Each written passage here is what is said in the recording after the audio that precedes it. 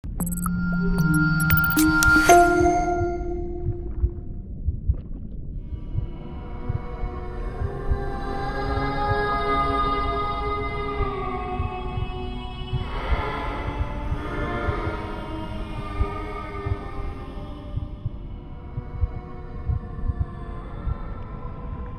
first, how to draw a sea turtle in 2 simple steps.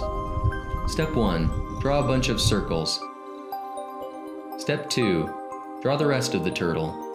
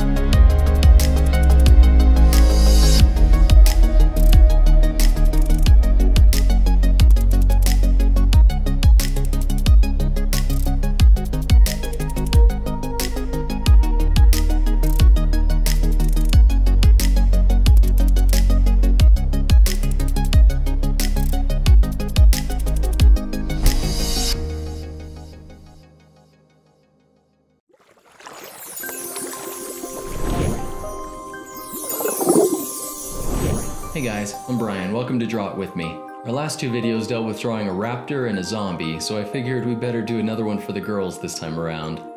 How about a mermaid?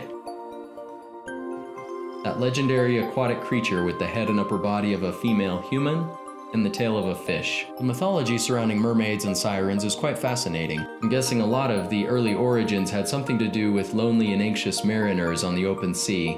Nothing like isolation and fear of the unknown to enliven a creative mind. Some of my favorite artists, including John William Waterhouse and Howard Pyle, have depicted the enchanting subjects in some of their paintings.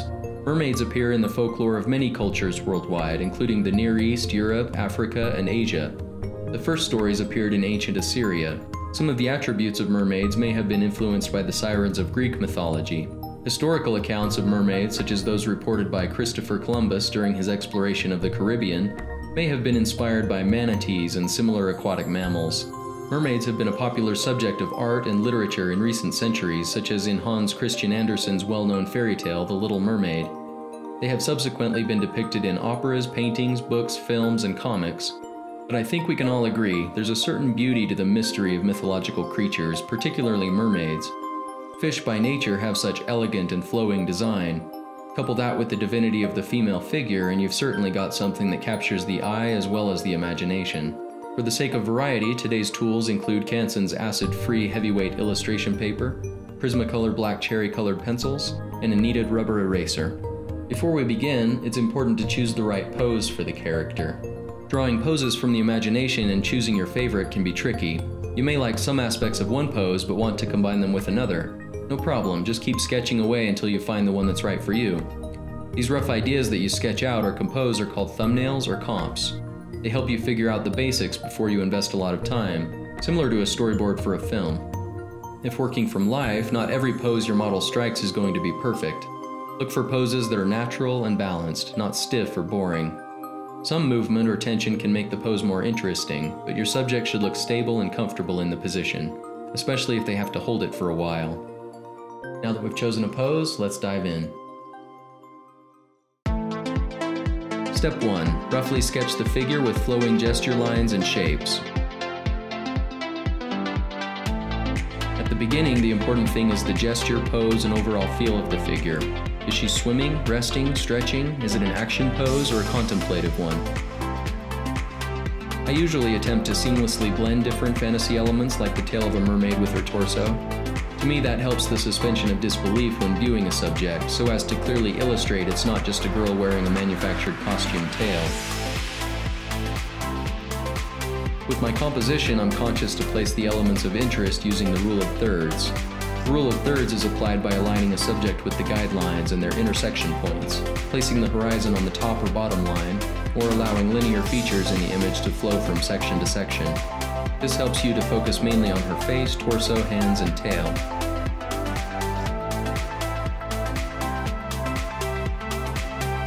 Step 2. Clean up and refine lines while adding further details. We'll give her a bit of modesty.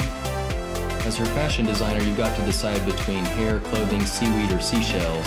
I've also seen starfish, bikinis, and armor used to clothe mermaids. Whatever floats your boat.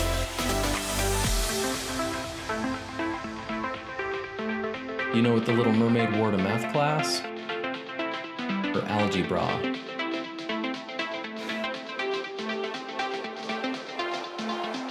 With mermaids, it's all about the hair, right? Big hair, billowing in the sea breeze. Try to draw in elegant strands or shapes rather than sketching each individual hair.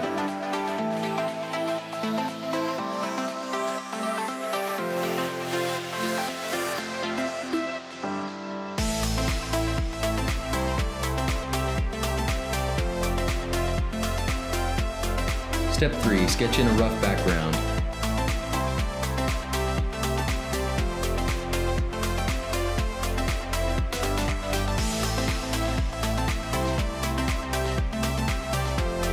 What kind of ship is most feared by pirates?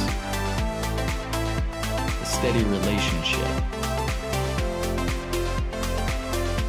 We'll go ahead and indulge the cliche and have her sitting on a jutting rock formation near the shore, waves pounding behind her. If I was a merman, that's probably where I'd hang out. Maybe do a little cliff jumping. With the lava rock, I try to vary my shapes and angles, steering clear of patterns or iterations, much like the real natural world. Two mountains side by side rarely look the same.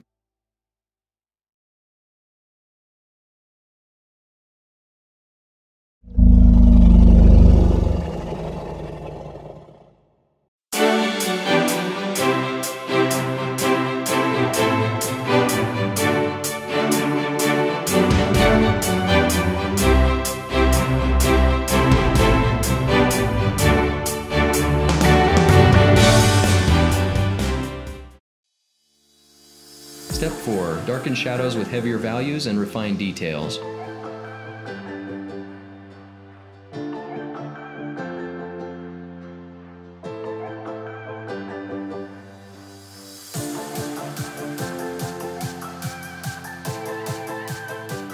How does a mermaid call her friends? On her shell phone.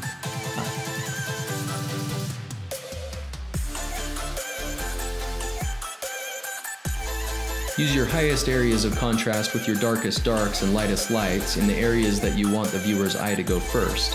This is called directing the eye, and the best artists almost always do it deliberately. This is where I'm really careful to make sure the anatomy is sound, whether working from a model, a comp, or previous sketch, or even a compilation of reference images. You've got to get the figure right. It takes a lot of practice. I've been drawing people for a few decades now, and I've still got a lot to learn.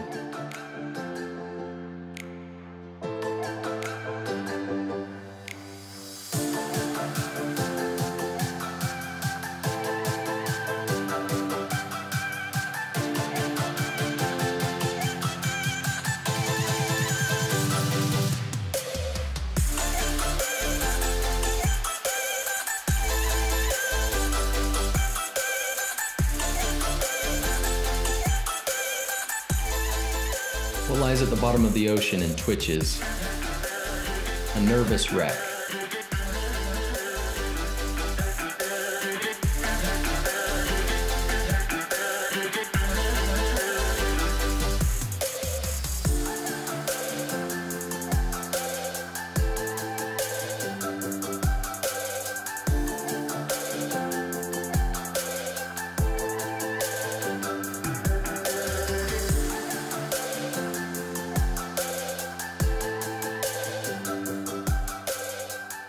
I try to use different weights and techniques with my strokes to draw different textures. For example, I shade her skin smoothly and carefully, while using longer and more contrasty strokes for the hair. When I work out the scales, I'm far more careless and scribbly, And for the rock formation, I'm also a bit scribbly, but I use more geometric lines and shapes as I build it up.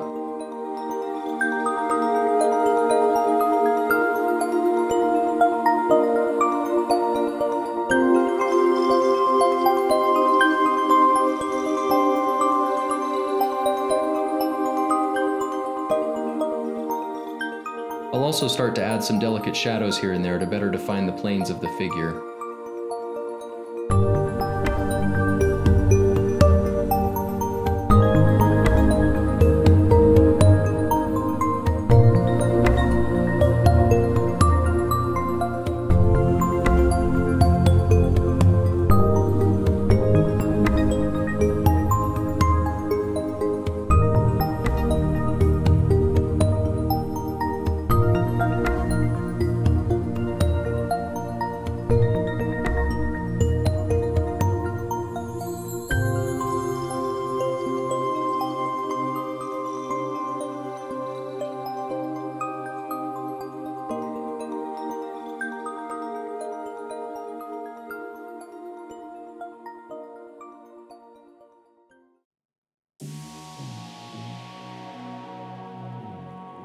The cleanup and polishing stage generally takes the longest, as you could hypothetically work on a piece forever. You just have to decide when to quit. As the saying goes, artwork is never finished, only abandoned.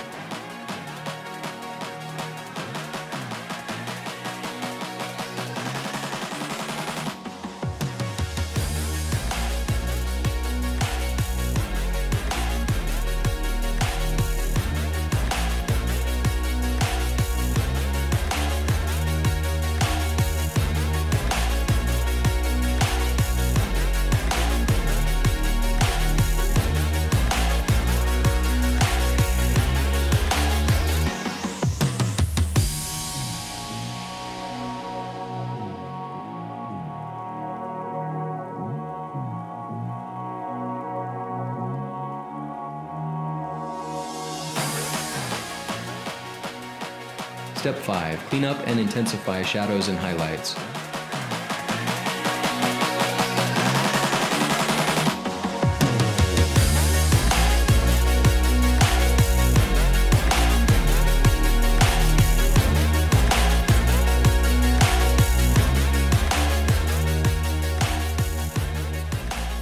What do you call a mermaid on a rooftop? Ariel.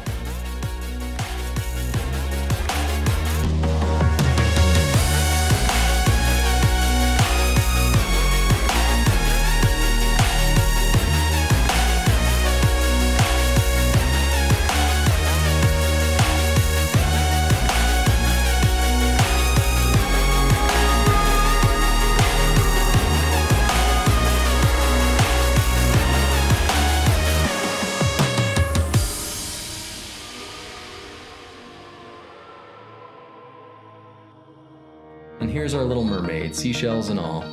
Hey look, it's Sebastian. Thanks for taking the time and making me part of your world. Take care.